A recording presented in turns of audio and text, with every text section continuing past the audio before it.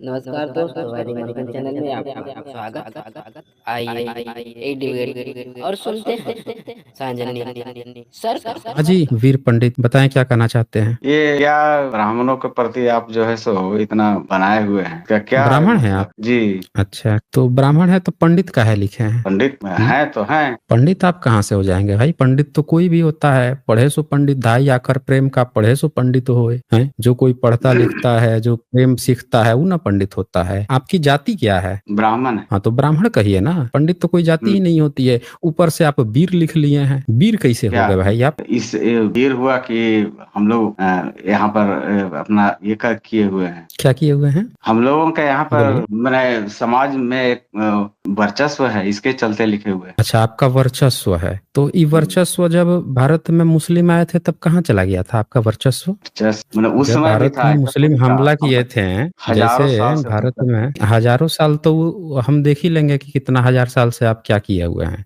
लेकिन हम पूछ रहे हैं कि जब भारत में मुस्लिम आए थे तो आपकी बहादुरी कहाँ चली गई थी? कहाँ मैंने उसमें क्या हम लोग कर रहे थे? ऐसा थोड़ी था कि हम लोग हाँ, चूड़ी पहने। चूड़ी तो पहन के मुजरा कौन गाता था अकबर के दरबार में? बोलिए। दरबार रामतनु हम पांडे लोग का नाम सुने हैं? नहीं, इसके बारे में तो नहीं जानते हैं। नहीं जानते हैं? नहीं, नहीं जानते हैं। बताइए। आप अपने जो पुरखों को ही नहीं जानते हैं। रामतनु पांडे कौन थे हम आपको बताते हैं, ठीक है? ये देखिए, पढ़ सकते हैं क्या लिखा है? तानसेन लिखा होगा। हाँ, तानसेन। आगे? Celebrated Hindustani classical music was originally known as Ramtanu Pandey. अच्छा, तानसेन को बोल रहे हैं। हाँ, और आगे क्या लिखा है? The name Tansen is a shortened version of his name. क्या मतलब हुआ इसका बताइए? हम हिंदी अंग्रेजी उतना नहीं जानते हैं। कोई बात नहीं, हम बता देते हैं आपको। तानसेन जो है उनका नाम था रामतनु पांडे। शॉर्टकट में उनको तानसेन कहा जाता था। उनका कभी कभी उनका नाम जो है रेफर्ड टू एज मियां तानसेन कहा जाता था बाई अकबर, इम्परर अकबर। अकबर उनको कहते थे मियां तानसेन। तो उन्होंने अपना मियाँ का मतलब? राम। हाँ जी। हाँ बोलिए। मियाँ जैसे का आप यहाँ मतलब लिख के होता आए है हैं वीर, वीर पंडित लिख के आए हैं ना, यहाँ आपको लिख के जी। आना चाहिए था मियाँ वीर। क्या लिख के आना चाहिए था आपको? मियाँ वीर। तो मियाँ का मतलब होता है मैंने कि जैसे आदर सूचक शब्द जो होता है साहब का। हाँ, मतलब वही साहब। आदर आपको लेना चाहिए ना। यहाँ पे आप पंडित लिख के आ गए हैं या वीर लिख के आए हैं। आप ऐसे लिखते मियाँ पंडित या मियाँ ब्राह्मण, ऐसे लिख के आते ना। आप कहीं किसी देश के खलीफा थोड़े ही हैं, तो आप यहाँ आराम से लिख देते हैं कि मियाँ पंडित। तो आप एक बात बताइए कि तानसेन करता क्या था अकबर के दरबार में? ये संगीतज्ञ था, गाता था। मुजरा गाता था। तानसेन का तो अभी तो इतिहास में ये है कि वो सबसे बड़ा संगीतज्ञ था। इसके बारे में तो मतलब हम लोग यही वही ना, जानते हैं। हाँ, मतलब वही बात हुआ ना कि अकबर के दरबार में बैठ के मुजरा गाता था। मुजरा तो दूसरा बहुत मैंने सस्ता शब्द हो गया। आप जैसे बोल रहे हैं ना, तो मुजरा तो बहुत तो सस्ता अकबर, शब्द हो गया। तो एक बात बताइए, कोई मुस्लिम राजा है, उसके दरबार में कोई बैठ के गाएगा तो उसको क्या कहा जाएगा? मुजरा ही तो कहा जाएगा ना, कि मुजरा गा रहा है। और वहां पे कुछ नाचेंगी। भाई, नाचना गाना बजाना जो है, भारत में फिल्म इंडस्ट्री जब शुरू हुई थी तो 20वीं सदी, अब सोच, अगर आप 70-80 साल पहले जाएंगे तो कोई अच्छे फैमिली की लड़की नहीं जाती थी नाचने गाने के लिए, या फिल्म में नहीं जाती थी, समझ रहे ना? आज से 100 साल पहले चले जाएंगे, मतलब 80-90 साल पहले, तो कोई नहीं जाता था। ये सब काम माना जाता था कि बहुत ही लोअर कैटेगरी के लोग करते थे, ऐसा माना जाता था। तो नहीं, अकबर तो उस समय सोच में वैसा था, वैसा सोच सोच वैसा वैसा था। था ना, सोच हाँ। वैसा था। आपका सोच कैसा था कि आप जो है अकबर के दरबार में सब लोग सिंहासन पे बैठे रहते थे, और वो जो है जाके वहां जमीन बिछा के, चटाई बिछा के अब मुजरा गाता था, सब लोगों का मनोरंजन करता था। अपना कला का प्रदर्शन करते थे, और क्या। आप मतलब उसको अकबर के दूसरा। दरबार में मुजरा गा के, तो उसी तरह से वही तो बोल रहा हूँ ना कि भाई आज जब देश आजाद हुआ तब तक कोई गाने बजाने को लोग अच्छा नहीं मानते थे, सिर्फ मुस्लिम का ये मानते थे कि मुस्लिम ही सब काम करते थे। आप वहां पे बैठ के मुजरा गा रहे थे। अच्छा, अकबर जो है वो तो बहुत बढ़िया शासक था ना, क्यों? इतिहास में तो ग्रेट अकबर बोला गया है। तो आपके हिसाब से तो बहुत बढ़िया शासक रहा होगा अकबर। अच्छा रहा ही। अच्छा, बहुत अच्छा रहा है। तो ये जो आप लोग दिन रात हवा फैलाते हो कि मुगलों ने, मुस्लिमों ने ये कर दिया, वो कर दिया, तो ये सब आप लोग झूठ फैलाते हो। समय से जो जो चीज होता है ना, उसके साथ अच्छा होता है, समझा ना? उस समय का डिमांड था कि हम लोग उसका गुणगान करते थे। आज समय है तो उसका हम लोग जो है सो आलोचना करते हैं, उस समय का बात है। मतलब आप जो है एक मौका परस्त हैं कि जब मौका हाथ में लगा तब बैठ के मुजरा भी गा लिए, दरबार में भी बैठ लिए, और जब मौका आपको यहाँ लगा कि अब तो यहाँ पे बहुजनों के साथ सत्ता बनानी है, तो आप जो है बहुजन और मुस्लिम को ही आपस में लड़ा दिए, है ना? जैसा इसको जिस तरह का मौका परस्ती डिमांड कहते रहता हैं है, ना। अब अच्छा, इसको आप जो डिमांड कर रहता है, दीजिए, तो जैसा एक बात डिमांड रहता बताइए, है।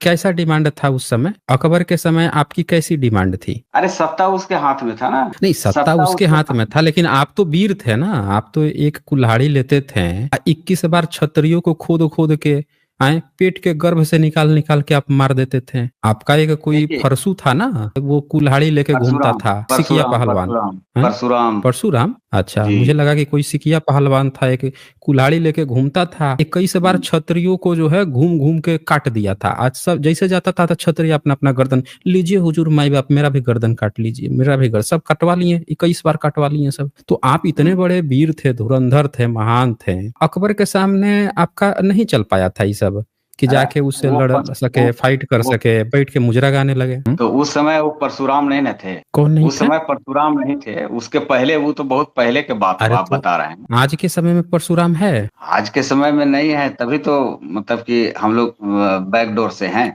तो आज के समय में परशुराम नहीं है तो दादा परशुराम, तो ये मेरे बाप परशुराम बना के कौन घूम रहा है जब नहीं है? तो जो चीज है ही नहीं, जो आपके कभी काम आया ही नहीं, उसका आप जन्मदिन मनाने घूम रहे हो, उसका जो है जय परशुराम वो लगा रहे हो, नारे लगा रहे हो, घूम घूम के ये काहे कर रहे हैं भाई? अपने जनरेशन हम्म? को नहीं बताएंगे कि आपका ये कि पूर्वज हमारे क्या थे। पुरखे जो है परशुराम काम नहीं आए थे, तो हमारे पुरखों को मुजरा भी गाना पड़ गया था अकबर के दरबार में, यही बताएंगे आप? नहीं नहीं, तो आप मैंने अपना जनरेशन को नहीं बताएंगे कि आपके पुरखे क्या थे, ये तो बताना पड़ेगा ना। तो आपने ये कभी बताया है कि आपके पुरखे जो हैं, जिस मुगलों को आप लोग हिंदू मुसलमान कर रहे हैं, वहां पे बैठ के हम आपके पुरखे जो हैं बैठ के मुजरा भी गाते थे, ये बताते हैं बच्चों को? दिन रात जो हिंदू मुसलमान ये चलता सब है कि मुस्लिम मुजरा ने मुजरा जो आप बोल रहे अकबर हैं, ने ये किया, बाबर ने ये किया, तो ये भी तो कम से कम लगे हाथ बता देते कि मुजरा भी तो गाए हैं। अच्छा, तो ये मुजरा बताइए आप हमें, मुजरा क्यों बोल रहे हैं आप इसको? आप कला का तो प्रदर्शन बोलिए मुजरा, ना। भाई राजा के दरबार में कला का प्रदर्शन नहीं होता है, मुगलों के नहीं, शासन में मुजरा ही होता था। मुजरा बताइए, हिंदी शब्द है कि संस्कृत शब्द है कि अरबी फारसी है? बोलिए। ये अरबी फारसी होगा, हिंदी तो नहीं होगा।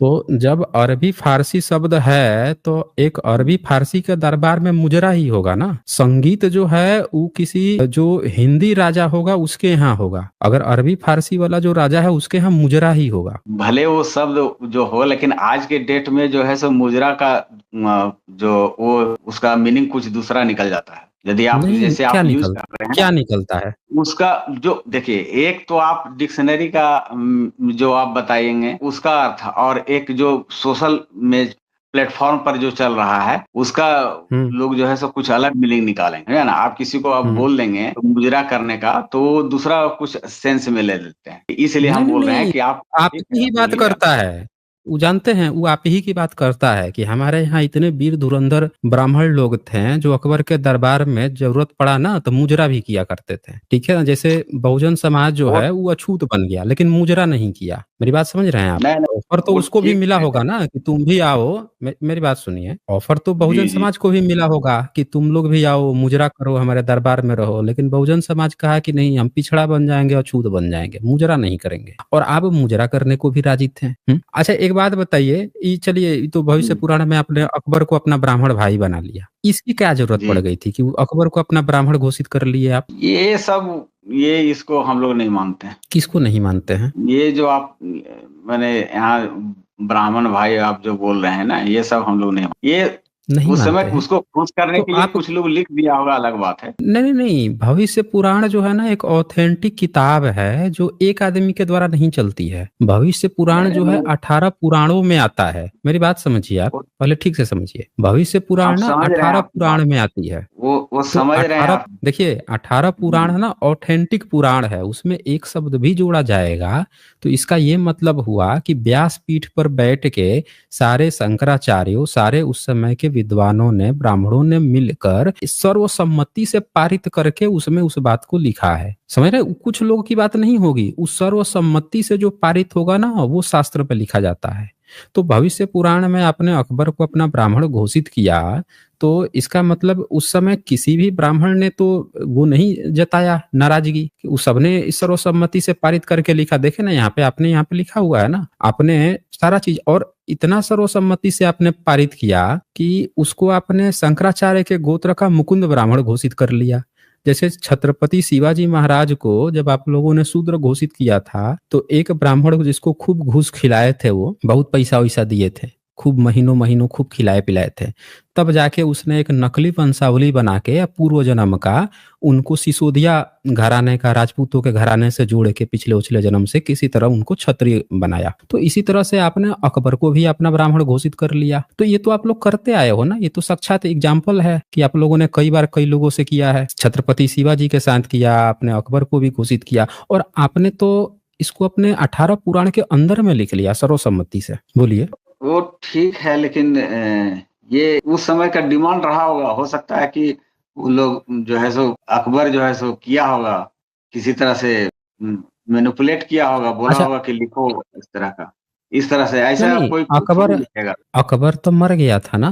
आपने तो इस किताब में ये भी लिखा है कि अकबर मर के और स्वर्ग में आपने पहुंचाया है। ये तो अकबर के मरने के बाद भी आपने लिखा है। ये देखिए ना, राइट साइड में लिखा है, राइट साइड में दिख रहा है आपको, क्या लिखा है आपने, पढ़िए तो। यहाँ पर अकबर ने 50 वर्ष तक निष्कंटक राज किया है, क्या है, और अंत में मरकर स्वर्ग चले गए। उसका पुत्र सलीम का जहांगीर था, जहांगीर, अच्छा जहांगीर था। जहांगीर, हाँ, तो वो लिखवाया होगा ना। ऐसा है ना अरे कि भाई, वो तो मेरी बात नहीं समझ रहे गर्दन हैं। पे तलवार देखिए, रख करके, यदि गर्दन पे तलवार रख देगा तो आदमी क्या करेगा, बताइए, आप ही बताइए। वो एक यदि एक बात बोला हुआ बताइए, उसका कोई कोई मुगल शासन चल नहीं, रहा एक होगा बात, ना। एक सीधी सी बात बताइए, कोई हाँ, आपके गर्दन पे तलवार रख देगा तो आप जो है हाँ। गलती करने पर उतारू हो जाएंगे। तो नहीं ये जो नहीं, कहावत है कि सर कटा सकते हैं लेकिन सर झुका सकते नहीं, वो किसके लिए है फिर? वो सब कहने के लिए है, वो सब कहने के क्या लिए है, बात कर सब रहे हैं ऐसा आप कुछ भाई? नहीं। हाँ, वो मतलब आप ये कहने के कहना लिए वो चाह सब रहे हैं बात कि है कि आपकी कौम जो है एक गद्दार कौम है, जिसको डरा नहीं के नहीं, धमका वैसा के नहीं, कुछ भी वैसा गलत कराया जा नहीं, सकता है? वैसा नहीं, जैसे आप, अच्छा, मान अच्छा, लीजिए कि इस कोई बात को आप व्यक्ति आपके गर्दन पे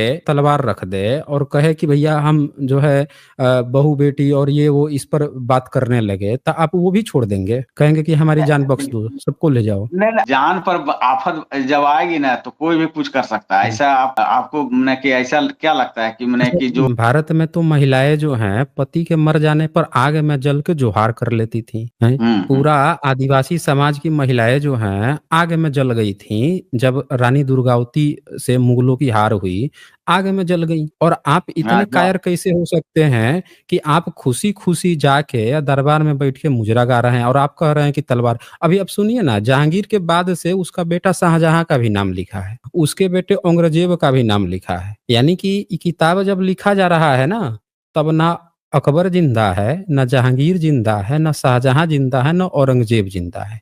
इस किताब में पता है चर्चा है अंग्रेज की भी। अब कहिए कि अंग्रेज जो है तलवार रख के आपसे आई किताब लिखवा रहा था। ये लास्ट वाला वो 3 लाइन ठीक। पढ़िए ना, राइट साइड में। तब भविष्य पुराण का मतलब है कि भविष्य में ऐसा ऐसा घटना होगा, इसलिए लिखा होगा, तो भविष्य में इसलिए घटना होगा तो एक बात बताइए, आपको पहले से ही पता था कि भविष्य में आप लोग गद्दार कौम बन जाएंगे? जो लिखा होगा तो बोलिए। उसमें तो सारा लिखा होगा। अब अभी तो हम्म? अभी आप इसको ये इंटरप्रेट कर रहे हैं दूसरे तरफ से ना, इसको हम लोग नहीं, नहीं हम थोड़े मानेंगे। कर रहे हैं। इसमें जीसस का नाम है, ख्रिस्ट, यीशु, ईसा मतलब मसीह, पार्लियामेंट आकी विक्टावती महारानी विक्टोरिया की चर्चा आ रही है, बताइए इस किताब में। तो ये तो तलवार रख के आपसे लिखवाया ही नहीं गया है। ये तो किताब आपने जब भी लिखा है, आपने पूरे होशो हवास में सारे ब्राह्मणों ने ये बात कहा है कि भाई मुगलों से तो हमारी बड़ी अच्छी रिश्तेदारी थी, वो तो हमारे शंकराचार्य के गोत्र का था अकबर। ये तो आप होशो हवास में गारंटी दे रहे हैं ना यहाँ पे। अगर किसी ने तलवार, मान लेते हैं अकबर ने तलवार रखी तो अकबर मर गया तब बदल देते। मान लेते हैं शाहजहां ने रखी या जहांगीर ने रखी तलवार तो उमर गया तो फिर आप हटा देते। अगर औरंगजेब ने तलवार रखा तो हटा देते। आप तो उसके बाद के अंग्रेजों की चर्चा कर रहे हैं, जिससे पता चल रहा है कि उस समय मर चुके थे, उसके बाद से आप किताब लिख रहे हैं, उनको तो अपना रिश्तेदार मान रहे हैं आप। तो रिश्तेदार मान रहे हैं। अच्छा, ये तो एक बात हुई। आप जो है इसके बाद से इसी किताब में आप लोग बुद्ध को गाली दे रहे हैं। यहाँ आप इतनी चर्चा किए हैं, इस सब की तारीफ कर रहे हैं, यहीं पे आप जो है इसी किताब में, इसी भविष्य पुराण में आपको दिक्कत जो है बुद्ध से है। ये दिखाता हूं मैं। तो ई काहे आप एक ही किताब में, ये देखिए, ये दिख रहा है जी जी। राइट साइड में, ऊपर से दूसरी लाइन पढ़िए तो। देव पसंद द्वारा देवताओं तृप्त करने लगे, 100 वर्ष कलयुग, 2700 वर्ष। अच्छा 27 करने लगे। और क्या है, कलयुग बीतने पर के द्वारा प्रेषित मैं नाम का महान असुर भूमि पर आया। वह मायाओं का प्रवर्तक शाक्य गुरु के नाम से प्रसिद्ध हुआ था। गौतमाचार्य, कहाँ इसमें कुछ लिखा हुआ है? गाली कहाँ दिया हुआ? इस तरह का तो कुछ नहीं है भाई। इसमें आपने साफ साफ लिख दिया कि एक महान असुर पृथ्वी पर आया। आप असुर राक्षस बता रहे हैं ना। आप बोल रहे हैं कि जैसे कलयुग में 2700 साल बीत गया तो एक राक्षस जो है असुर जमीन पर आया। वह अनेक मायाओं का प्रवर्तक शाक्य सिंह गुरु से, शाक्य सिंह नाम से जाना गया। गौतमाचार्य नाम से दैत्य पक्ष को बढ़ाने वाला था। अब दैत्य पक्ष बोल रहे हो, यानी राक्षसी पक्ष को बढ़ावा, राक्षसीपन बढ़ावा दे रहा था धरती पे। आप ये लिख रहे हो ना। फिर आगे कहते हो उसने सभी तीर्थों पर मायामय यंत्रों को स्थापित किया। उसके नीचे जो जाता वो बौद्ध हो जाता। फलतः चारों ओर बौद्ध परिव्याप्त हो गए। प्रायः 10 करोड़ के लोग आर्य बौद्ध धर्मावलंबी हो गए। शेष 5 लाख पर्वत शिखर पर चले गए। अग्निवंश से उत्पन्न राजाओं ने चतुर्वेद के प्रभाव में बौद्धों को पराजित किया। अब आप दिखा रहे हो कि आपने जो है अग्निवंश से लड़ा के अब बौद्धों को पराजित किया, अब फिर जाके कब्जा किया। लेकिन जहां अकबर की बात आई वहां उसको शंकराचार्य का ब्राह्मण गोत्र घोषित करके उसके दरबार में बैठ के अब मुजरा गाने की बात कर रहे थे। यहाँ जब बात आई बुद्धिस्ट की तो वहां से आपने लड़ने की, उसको राक्षस बता रहे हो, दैत्य बता रहे हो। ये बात आपने तो मुगलों के लिए नहीं लिखा, नहीं अंग्रेजों के लिए लिखा इसी किताब में। तो आप जो है काहे का वीर हो भाई, जब एक ही किताब में आप बड़ा रेस्पेक्ट रख रहे हो मुस्लिम्स के प्रति, ईसाई के प्रति, अब बुद्धिस्ट के प्रति इतना आपका दर्द है। उससे लड़ रहे हो, झगड़ रहे हो, मार रहे हो, कब्जा कर रहे हो। बताइए। अच्छा ये तो एक मैटर हुआ ना। कुछ और भी आपको दिखाता हूँ। आपने जब मोहम्मद बिन कासिम आया था, याद है? जी जी 712 में, तो आपने तब भी तो भारत के साथ धोखा किया था, गद्दारी की थी ना तब भी। आप धोखा बोल रहे हैं। धोखा नहीं, वो समय का डिमांड होगा सर, ऐसा कुछ नहीं है। आप अच्छा एक बात बताइए, मान लीजिए कि पाकिस्तान जो है भारत पे हमला करे तो आपकी समय की डिमांड क्या कहती है कि पाकिस्तान की सहायता कर दो? कहा सहायता क्यों करेंगे? चाइना समय का हमला जो डिमांड करेगा रहेगा तो आप देखेंगे। हाँ तो वही तो बोल रहा हूँ ना, चाइना को आप देखोगे कि चाइना मजबूत है, ताकतवर है, तो आप जो है तुरंत ही डिमांड देख के और तुरंत ही आप चाइना का सपोर्ट कर दोगे। तो अभी आप क्या देख रहे हैं इस सरकार में? आप देख रहे हैं ना कि चाइना के साथ हम लोग जो है सो मैंने व्यापार करते हैं, लेकिन उसके साथ लड़ाई नहीं करते हैं, इसलिए कि आप जानते हैं कि वो चाइना हमसे का सपोर्ट ताकतवर कर देंगे। अगर वो तो भारत पे सपोर्ट नहीं हमला करेंगे, करेगा, सपोर्ट भारत पे नहीं हमला करेंगे करेगा तो आप जाके उसके पास चले जाएंगे और भीतर की सारी भारत की खबर जो है चाइना को आप देने नहीं, लगेंगे। ये आपकी समय की डिमांड करता है। ऐसा नहीं। आप तो ऐसा इसको आपने क्यों यहाँ बोलते पे क्या किया है? ये जरा पढ़िए तो, ये किताब पढ़िए तो, इसमें आपने क्या किया है? क्या किले के अंदर लोग लड़ाई लिए बाहर आ गए, परंतु अरब लश्कर को युद्ध करने का आदेश नहीं था। इसी प्रकार 7 दिन व्यतीत हो गए। अंततः हजाज की ओर से 8वें दिन पत्र द्वारा युद्ध की मंजूरी आ गई। मोहम्मद बिन कासिम ने तुरंत ही सफबंदी कर ली और हमले का ऐलान कर दिया। सिंधी लश्कर को पीछे हटकर किले में शरण लेनी पड़ी, क्योंकि इस्लामी लश्कर को किले के अंदर जाने में मुश्किलें थी। इसलिए उन्होंने किले को घेर लिया और बैठ गए।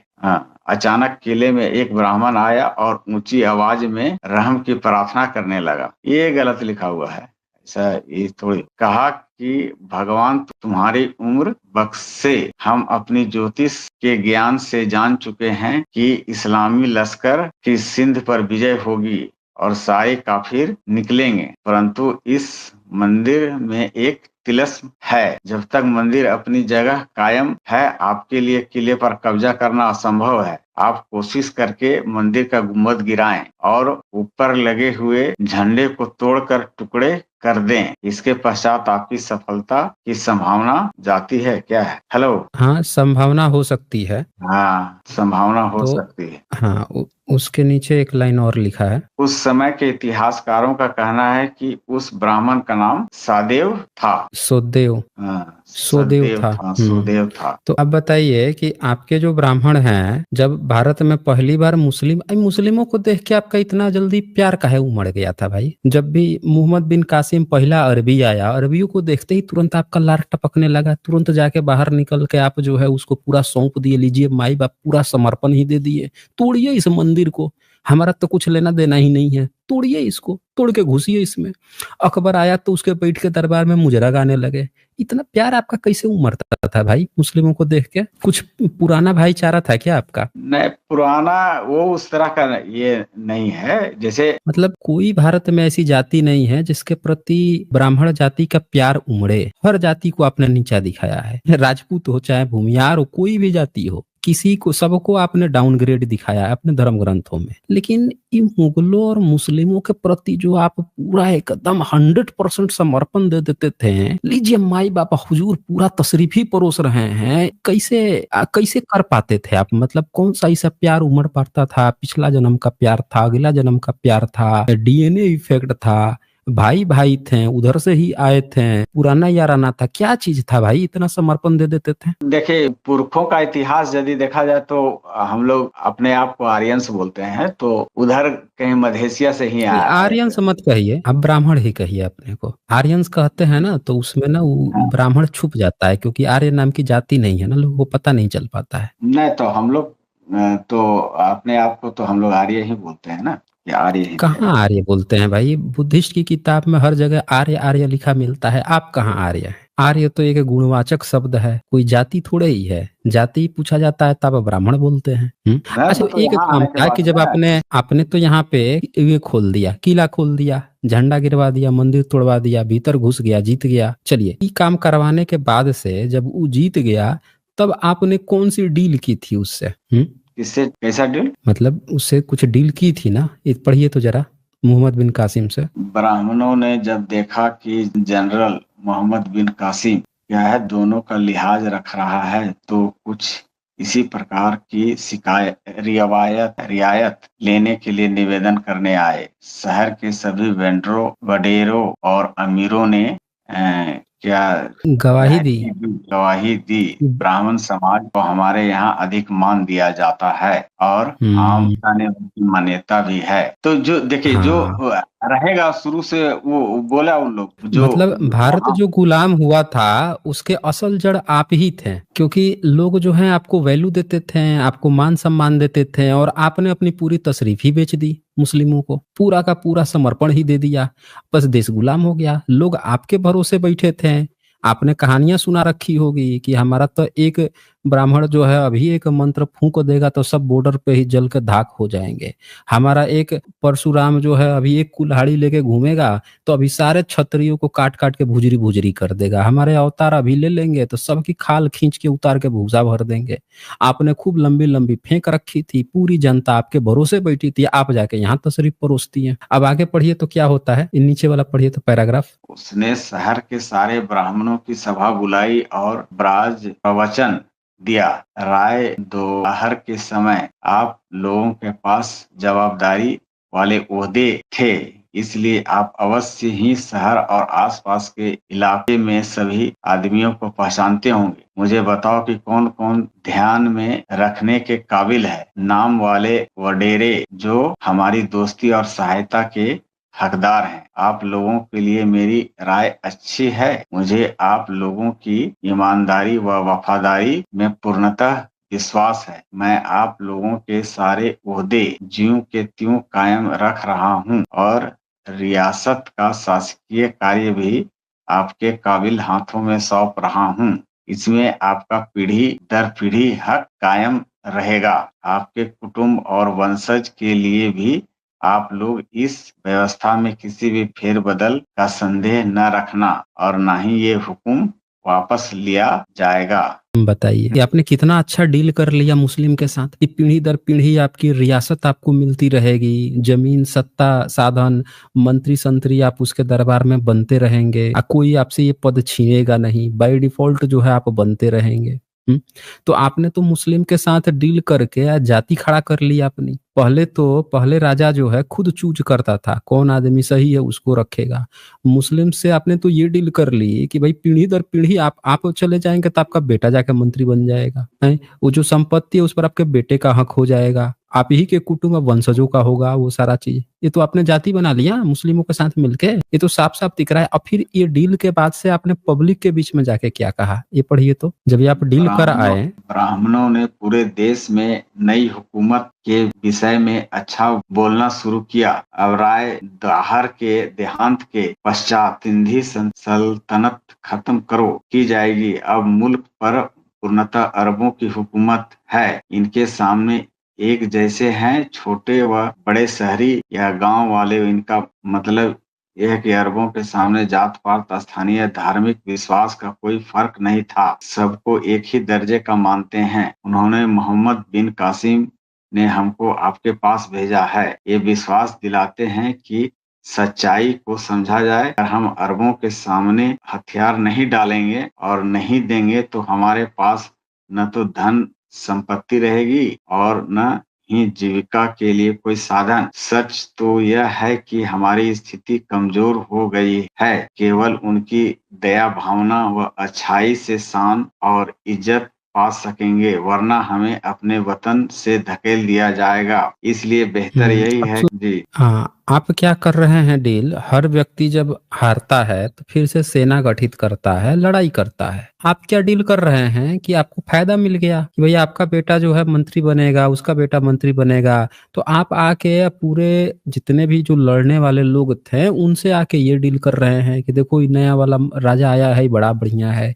ये कोई जात-पात तो मानता नहीं है, बहुत बढ़िया है, हम लोगों को ना उसको टैक्स देना चाहिए, उसके खिलाफ जो है तलवार नहीं उठाना चाहिए। आप एक नया नियम बना रहे हैं, अपने फ़ायदे के लिए आपको फ़ायदा दे दिया उसने और आपने घूम-घूम के चारों तरफ जो है दलाली करना शुरू कर दिया मुस्लिमों की। और इस देश में जो लड़ने-उड़ने वाले थे उनको भी समझा-बुझा के कन्विंस करने में तो आप सबसे आगे हैं। देखिए, ओबीसी को आपने देखिए कैसे कन्विंस कर रखा है, राम का, कृष्ण का, वो बेचारा अपने महापुरुषों को भूल के, अपने हक अधिकार छोड़ के आपका झाल बजाते रहता है। हल्ले रामा हल्ले कृष्ण, हल्ले रामा हरे कृष्ण, झाल बजाता है। देखिए कि कन्विंसिंग पावर का तो आपका जवाब ही नहीं है। तो उस समय भी आपने कितना बढ़िया कन्विंस कर लिया, हैं? डील हो गई मुस्लिम से, सत्ता आपको मिल गई, आप पब्लिक में आके बोल रहे हैं कि तलवार नहीं उठाओ, बड़ा अच्छा राजा है, हम लोगों को ना उसको टैक्स देना चाहिए, कर देना चाहिए, चुपचाप रहना चाहिए। तो आप पूछना ही नहीं है आपका तो क्या दलाली किए हो भाई आप? तो एक बात बताइए, ये आपकी उस समय की क्या मजबूरी? ये मजबूरी तो नहीं लग रही है, ये तो आपकी साफ-साफ दलाली लग रही है। आपने अपने फ़ायदे के लिए देश ही बेच दिया पूरा और जो लड़ सकते थे, उनको भी आपने हतोत्साहित कर दिया। जबकि देखा गया है कि मुस्लिमों में क्या देखा गया कि जब वो हारते थे तो जाते थे, फिर से सेना इकट्ठा करते थे, दोबारा आते थे लड़ने के लिए। या कोई भी राजा एक बार हार गया तो वो क्या करता था, फिर से सेना इकट्ठा करता था, दोबारा जाता था लड़ने। दलाली ले लिए। दलाली लेके जो लड़ सकता था उसको भी कह दिए तलवार रखो। और आपने नियम बना दिया कि शूद्रों को तलवार उठाने का ही हक नहीं है, ताकि लड़ेगा ही नहीं। तो ये तो आपकी मनुस्मृति का इजाद यहीं से तो हो रहा है। आपने ये जितनी भी धर्म बनाए हैं मनुस्मृति से लेके, शूद्रों के तलवार लड़ेगा नहीं, ये दब के रहेगा, पढ़ेगा नहीं, पढ़ेगा लगेगा तो संघर्ष करेगा, सत्ता के खिलाफ आवाज उठाएगा। आपने तो मुस्लिमों को भारत पे बैठा के हुकूमत चलाने के लिए पूरी एक व्यवस्था आप तैयार कर रहे हैं यहाँ पे। ये तो साफ-साफ दिख रहा है। अब बताइए आप हमें कि आप क्यों ऐसी बात कह रहे थे कि आप क्या ब्राह्मण-ब्राह्मण करते हैं? हमने कोई भी ऐसी बात आपको बताई या किताब खोल के नहीं दिखाई बोलिए, अपने तरफ से नहीं, कहिए। हमने तो सारी चीज़ें जो लिखा है वही पढ़ा दिया आपको। अब बोलिए मैं क्या नहीं, एक्स्ट्रा बोलता हूँ? नहीं, ब्राह्मण ब्राह्मण का बात नहीं है। जैसे आप जो बोल रहे हैं कि इतना भड़का रहे हैं लोगों को, तो उससे कि ये भड़का क्या कहाँ होगा रहे हैं? कि अच्छा ये किताब ये बताइए, ये किताब लिखा हुआ है, छपा हुआ है, मिल रहा है, बिक रहा है, सब लोग खरीद रहे हैं, पढ़ रहे हैं, ये भड़कने वाली कौन बात है? ये तो आपकी महानता की दास्तान है ना। आपने जो काम किया है, आपने इतिहास में आपके पुरखों ने जो काम किया है, वो लिखा हुआ है, लिखित दस्तावेज है, उसको कोई पढ़ रहा है तो ये भड़काना कैसे हो सकता है? नहीं, नहीं, हुँ, जैसे लिखा हुआ है, लिख के रखा हुआ है ना, ठीक है। आप लोग को बता रहे हैं, वो तो इसको उस नहीं पर पढ़ना चाहिए। लिखी हुई नहीं, अगर नहीं, कोई किताब आप लिखा हुआ पढ़िए है, ना। धर्म ग्रंथ है, इतिहास है, उसको नहीं पढ़ना चाहिए? तो ये आपको तो खुश होना चाहिए ना कि आप तो सबसे बड़े दलाल रहे हैं इतिहास में। दलाल वर्ड आपका सिनोनिम है, इसको तो आपको तो गर्व मनाना चाहिए कि आपके पुरखों ने देखे कितनी बड़ी-बड़ी सत्ताएँ मुस्लिमों की खड़ा कर दी इस देश में, पूरे देश को बेच दिया। ये तो आपका वो होना चाहिए 100% मतलब आपको तो इस पर गर्व करना चाहिए कि अपने भारत में आप जो हैं झूठ-मूठ प्रचार करते हैं कि आप चंद्रगुप्त के गुरु थे। आपको कहना चाहिए कि मोहम्मद कासिम के गुरु हम थे, अकबर के गुरु हम थे। उल्टा प्रचार आप करते हैं चंद्रगुप्त का, तो कभी छत्रपति शिवाजी का, आप इधर बहुजन महापुरुषों का नाम लेते हैं। आप असल में अगर किसी के गुरु थे ना, तो आप थे मुस्लिमों के। उनके साथ बैठ के उनके लिए डील कर रहे थे, उनके लिए पूरा राज व्यवस्था सारी चीजें कायम कर रहे थे। अब प्रचार झूठा बहुजनों में आप घुस के बेवकूफ बनाते हैं कि हम इनके गुरु थे, उनके गुरु थे।